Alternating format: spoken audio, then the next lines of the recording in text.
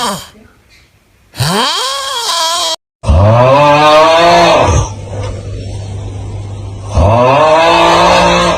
most of human history, we didn't sleep the way we do today. In fact, we used to sleep in two separate pieces. And the reason it changed, it wasn't nature. It wasn't biology. It was society. For thousands of years, across Europe, Africa, Asia, everywhere, people followed the rhythm of the sun.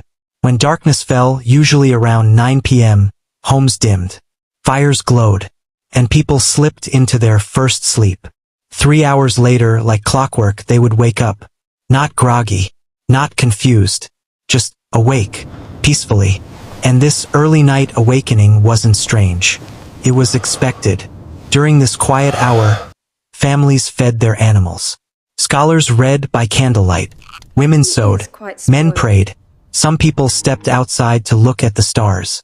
Others simply lay in bed and talked, sharing thoughts that only came alive in the softness of midnight.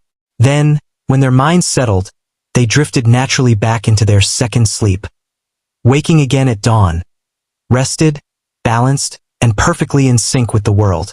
This wasn't a habit. It was a global human pattern, a rhythm older than recorded history. But then, everything changed. The Industrial Revolution arrived, and with it, artificial light. Lamps, gaslights, factories glowing through the night. Suddenly, darkness was no longer the master of sleep. People stayed awake longer. Work hours grew harsher. Nights were no longer for resting. They became extensions of the day. Yet mornings stayed unforgiving. Factories still demanded early rising. Productivity became a religion. Efficiency became law. And sleeping in 2 shifts, that was labeled lazy, old-fashioned, even unhealthy. Slowly, the midnight hour that once belonged to quiet reflection turned into something else. Period we desperately tried to sleep through.